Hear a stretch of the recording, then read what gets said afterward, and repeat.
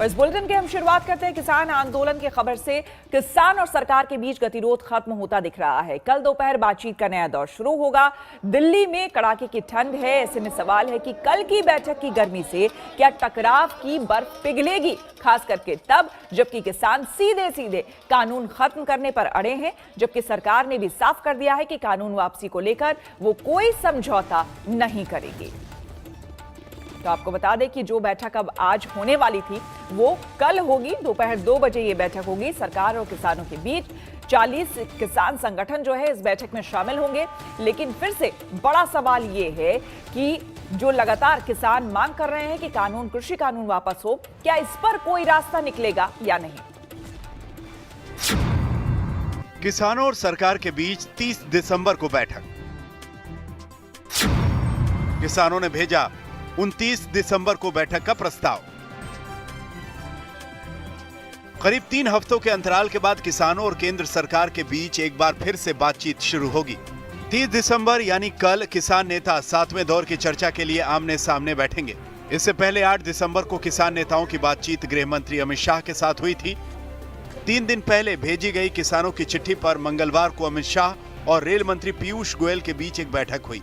इस बैठक के बाद ही सरकार ने किसानों को बातचीत के सिलसिले में अपना जवाब भेजा। भारत सरकार किसानों के साथ साफ नीयत और खुले मन से मुद्दों के तर्कपूर्ण समाधान के लिए प्रतिबद्ध है। आपकी ओर से लिखी गई चिट्ठी में उठाए गए चारों मुद्दों पर विस्तृत चर्चा की जाएगी। आपसे अनुरोध है कि 30 दिसंबर दोपहर 2 बजे विज्ञान भवन नई दिल्ली में केंद्रीय मंत्री स्तरीय समिति के साथ समाधान की बैठक में शामिल हों। किसानों के साथ सरकार अब तक 6 दौर की बातचीत कर चुकी है, लेकिन किसान तीनों कानूनों को खारिज करने से कम पर कुछ भी कबूल करने को तैयार नहीं है। यहाँ तक कि किसान नेताओं ने जो बातचीत का प्रस्ताव भेजा था उसमें भी पहली शर्त यही है। देखिए किसानों के प्रस्ताव की 4 शर्तें, जिसके आधार पर अब 30 दिसंबर को बैठक होनी है। 3 कृषि कानून रद्द करने की प्रक्रिया पर सबसे पहले चर्चा हो। MSP की कानूनी गारंटी की प्रक्रिया पर बात हो। पराली जलाने पर सजा और जुर्माने पर बात हो और विद्युत संशोधन विधेयक में बदलाव पर बात हो।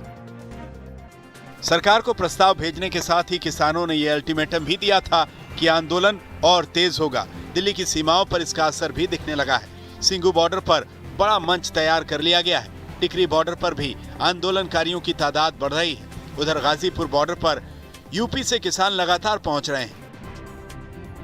बिहार के नेता पप्पू यादव भी यहां किसानों का झंडा बुलंद करते दिखे। उधर केंद्र सरकार भी जवाबी रणनीति पर जोर शोर से काम कर रही है। कृषि मंत्री नरेंद्र सिंह तोमर से मुलाकात के लिए कई किसान संगठन लगातार पहुंच रहे हैं। इनकी यही अपील है कि नया कानून उनके हित में है और सरकार किसी भी दबाव में आकर कानूनों में बदलाव न करे। लिहाजा ये तो करीब करीब नामुमकिन लगता है कि आंदोलनकारी नेताओं की कानून वापस लेने की मांग पूरी होगी। इससे कम में क्या हो सकता है, ये कल ही तय होगा। दिल्ली से जितेंद्र बहादुर और कमलजीत संधू के साथ आज तक ब्यूरो। और सीधे आपको ले चलते हैं हम गाजीपुर बॉर्डर, जहां पर हमारे संवाददाता कुमार कुणाल हमारे साथ बने हुए हैं। कुणाल, वहां से तस्वीरें आई, पप्पू यादव भी मंच साझा करते हुए राकेश टिकैत के साथ नजर आ रहे हैं। क्या बातचीत हुई है और खास करके कल जो बातचीत होने वाली है मुख्य तौर पर सरकार के साथ, उसको लेकर क्या खबरें? देखिए, गर्मी बढ़ रही है, ठंडक दिल्ली में है, लेकिन सियासी गर्मी जो है, पप्पू यादव की तस्वीर आपने जिसका जिक्र किया, या फिर कल जो बातचीत होने वाली है उसको लेकर सियासी गर्मी है, उस सब कुछ यहाँ पर चल रहा है। माहौल पूरा तैयार है, आप देख सकते हैं अलाव का भी पूरा इंतजाम है। किस तरीके से ठंड में जो प्रदर्शनकारी हैं वो अपनी सुबह बिता रहे हैं। लेकिन क्या कोई बात बनेगी? लगता है कल बातचीत होनी है। नहीं, बात बनेगी 100%। मोदी को वहीं जाना पड़ेगा जहाँ आया था। तीनों कानून वापस होंगे। MSP जो है कानून में बंधेगी। उससे कम रेट पे जो भी खरीदेगा उसे जेल जाना पड़ेगा। नहीं तो जीत के ही जाएंगे या मर के जाएंगे, उससे पहले नहीं जाते भाई। जिस तरीके से श्वेता यहाँ पर आवाज आ रही है वो यही है कि यहाँ से कोई भी कॉम्प्रोमाइज का फॉर्मूला नहीं है। जो भी होगा, जीतना है या हारना है, इसी तरीके का है। अरे करी सौरे को यार, ऐसे सौरे को तो कर। हिंदुस्तान के इतिहास में पहली बार होगा 26 जनवरी पे जो हजारों लाखों किसान हजारों ट्रैक्टर लेके परेड में शामिल होंगे अब की बार दिल्ली। अलग अलग है। बुजुर्गों का कहना है कि बात बनेगी, बात बन सकती है, लेकिन जो युवा है उनका कहना है कि यहाँ पर जोश ज्यादा दिखाई पड़ रहा है। अगर बात नहीं बनती है श्वेता, तो 26 जनवरी की परेड तक में शामिल होंगे, ये भी तैयारी है। तो ये तमाम चीजें बातचीत से पहले निकल करके आ रही हैं कि क्या होगा क्या नहीं होगा वो तो कल पता चलेगा, लेकिन यहाँ पर उत्साह में कोई कमी नहीं। बिल्कुल, आपके पास दोबारा आएंगे कुणाल, लेकिन इस बीच आपको बता दें बातचीत तो दोबारा शुरू हो रही है, लेकिन कुछ मुद्दों पर दोनों पक्ष अपनी बात पर अड़े हुए हैं। हालांकि बातचीत से दोनों पक्षों को उम्मीद भी है। ये बिल है वो किसान के हित के बिल है, किसान को आज़ादी देने वाले बिल है। किसान अपनी फसल को मनचाहे स्थान पर बेच सकेगा, तो इसके लिए जो बिल है इसके अंदर जो अच्छी बातें हैं निश्चित रूप से उसके बाद में भी अगर संशोधन की आवश्यकता है तो अगर वो बात कोई ऐसी रखेंगे अगर उसमें, तो निश्चित रूप से उसको भारत सरकार विचार करेगी और बातचीत से ही हल निकलना है। देखो, हमने ये करा है कि जो कानून है ये कानून बदले जाए, इनमें संशोधन नहीं चाहते। ठीक है, बिजली का एक कानून लेकर आ रहे, अमेंडमेंट उसमें भी हो। स्वामीनाथन कमेटी की रिपोर्ट को लागू करो। अब क्या क्या बताओ, 700 सिस्टम है देश में, तो पूरा ही किसान बर्बाद हो गया।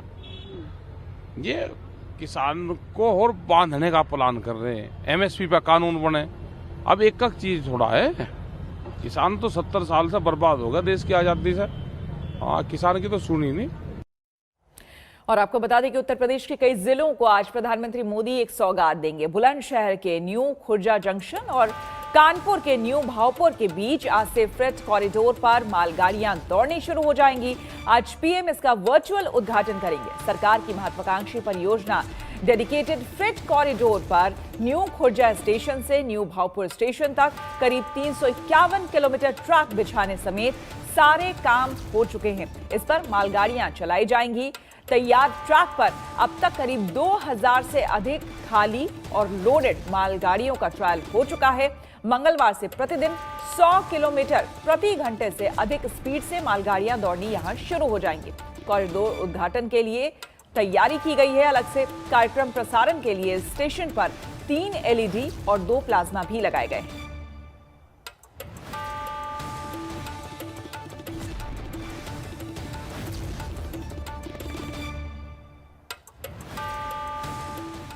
रुक करेंगे अगली खबर का। आपको बता दें कि ईडी यानी कि प्रवर्तन निदेशालय केंद्र सरकार के अधीन आने वाला वो विभाग है जिस पर सबसे ज्यादा विपक्षी नेता आरोप लगाते रहते हैं। इस सूची में आज शिवसेना के सांसद संजय राउत भी शामिल हो गए हैं। राउत की पत्नी को पीएमसी घोटाले के सिलसिले में आज ईडी के सामने पेश होना पड़ेगा। 2 बार उन्होंने तबियत ठीक नहीं होने के आधार पर पेशी को टाल दिया था। आप देखिए, आप मुझसे पंगा मत लेना, आप मुझसे पंगा मत लेना। मैं देखता हूँ, मैं नंगा आदमी हूँ, जो करना हो कर लो। शिवसेना सांसद संजय राउत का ये रूप देश ने पहली बार देखा जब वो मुंबई में हुई एक प्रेस कॉन्फ्रेंस में आपा खो बैठे। मैं नहीं डरने वाला, उनको भी पता चलेगा किससे पंगा लिया है। अब सवाल यह है कि संजय राउत किससे और क्यों नाराज हैं? वो किसे चैलेंज दे रहे हैं? तुम्हारा घबरावा लगे। इन सवालों का जवाब राउत की पत्नी को मिला एक नोटिस है, जिससे जुड़े सवाल पर जवाब देते हुए राउत ईडी से सीधे बीजेपी के सूरमाओं पर जा पहुंचे। ईडी को क्या तकलीफ है या भारतीय जनता पार्टी को क्या तकलीफ है उसमें? इस देश में भारतीय जनता पार्टी में ऐसे बड़े बड़े सुरमा बैठे हैं, अगर मैं उनके परिवार तक पहुंचा तो आपको देश छोड़कर भागना पड़ेगा। 50 लाख रुपए के लेन देन के मामले में प्रवर्तन निदेशालय ने संजय राउत की पत्नी उषा राउत को नोटिस भेजकर पूछताछ के लिए बुलाया है। वर्षा राउत ने एक माधुरी राउत नामक व्यक्ति से 55 लाख का लोन लिया है। माधुरी राउत प्रवीण राउत की वाइफ हैं। प्रवीण राउत HDIL कंस्ट्रक्शंस की सब्सिडियरी कंपनी गुरु आशीष कंस्ट्रक्शन के डायरेक्टर हैं। HDIL कंपनी के प्रमोटर्स सारंग और राकेश वाधावन PMC बैंक स्कैम में मुख्य अक्यूज्ड हैं और इसीलिए वर्षा राउत को अब समन कर इस ट्रांजैक्शन के बारे में पूछताछ के लिए ईडी के अफसरों ने ईडी के दफ्तर 29 दिसंबर को बुलाया है।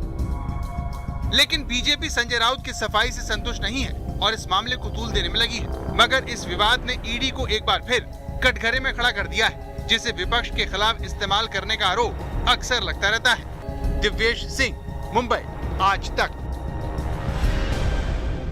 और सीधे मुंबई से जुड़े हैं हमारे संवाददाता मुस्तफा शेख। मुस्तफा, सबसे पहले तो ये जानना चाहेंगे कि आज ईडी दफ्तर में कितने बजे पेश होना है वर्षा राउत को?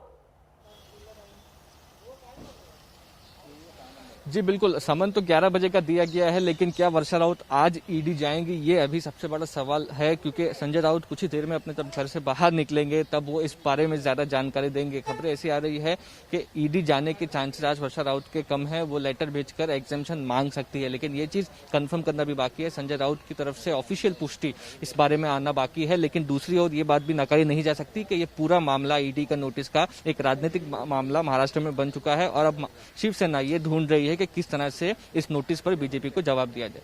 बिल्कुल, बहुत बहुत शुक्रिया मुस्तफा, नजर बनाए रखें, आगे भी आपसे जानकारी लेंगे। और पश्चिम बंगाल की सीएम ममता बनर्जी ने केंद्र से टकराव का नया मोर्चा खोल दिया है। पश्चिम बंगाल सरकार ने कल दक्षिण बंगाल के आईजी पुलिस राजीव कुमार को प्रमोशन देकर एडीजी बना दिया है। राजीव कुमार उन पुलिस अफसरों में शामिल हैं जिन्हें बीजेपी अध्यक्ष जेपी नड्डा के कार काफिले पर हमले के मामले में गृह मंत्रालय ने दिल्ली तलब किया था। राजीव कुमार के अलावा केंद्र का समन पाने वाले डायमंड हार्बर के एसपी भोलानाथ पांडे को होमगार्ड में इसी पद पर ट्रांसफर कर दिया गया है। तो एक बार फिर से आमना सामना बीजेपी वर्सेस टीएमसी साफ तौर पर यहां पर देखने को मिल रहा है। राजीव कुमार को प्रमोट कर दिया गया, जबकि ये वही राजीव कुमार है जिनको दिल्ली तलब किया गया था।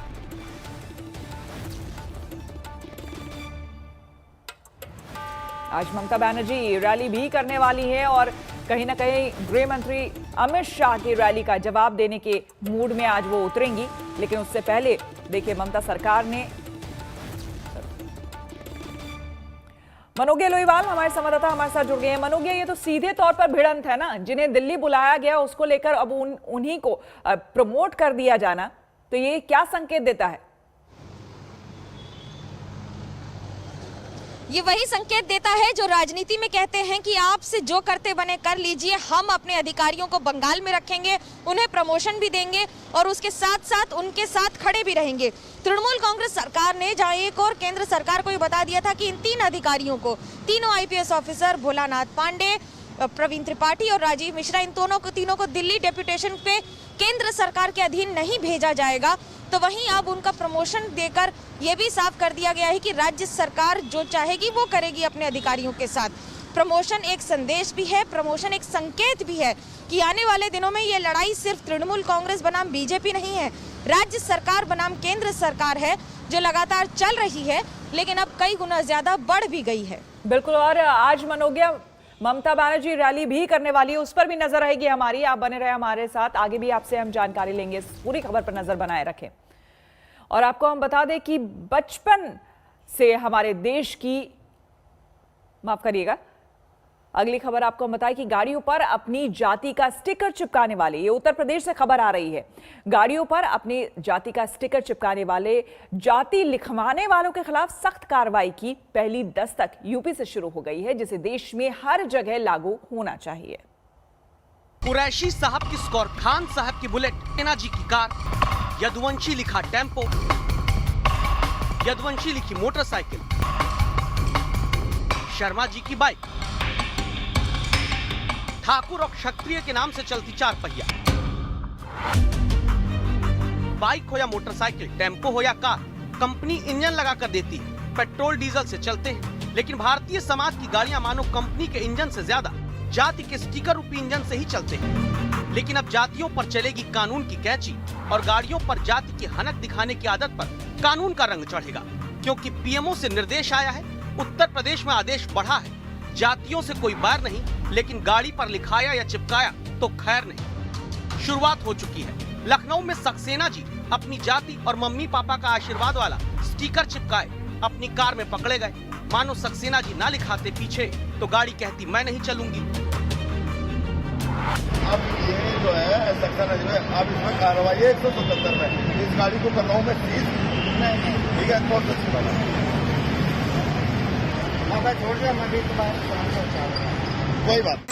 सुनील शेट्टी की रक्षक फिल्म के गाने पर तक्षक बनकर तन मन डोलाती है स्कॉर्पियो नागिन इसलिए बन बैठी क्योंकि ये कुरैशी साहब की जाति से इतना प्रेम कि स्कॉर्पियो के आगे नंबर प्लेट पे कुरैशी, डैशबोर्ड पर रखवाया कुरैशी नेम प्लेट, पीछे नंबर प्लेट पर लिखवाया कुरैशी।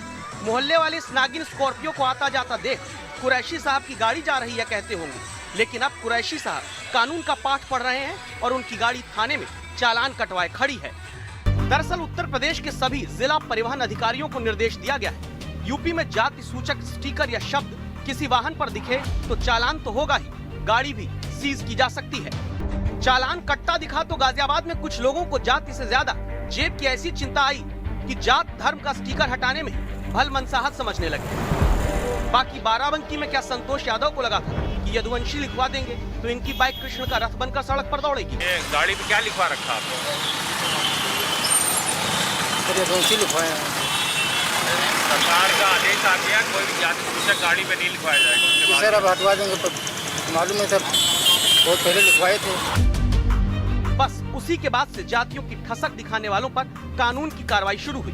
गाजियाबाद से अरविंद ओझा के साथ शिवेंद्र श्रीवास्तव, लखनऊ, आज तक। नमस्कार, मैं हूं अंजना ओम कश्यप। हमें उम्मीद है ये वीडियो आपको पसंद आया होगा। लेटेस्ट खबरों के लिए यूं ही देखते रहिए आज तक, और इस वीडियो के पसंद आने पर लाइक, शेयर एंड सब्सक्राइब करना ना भूलें।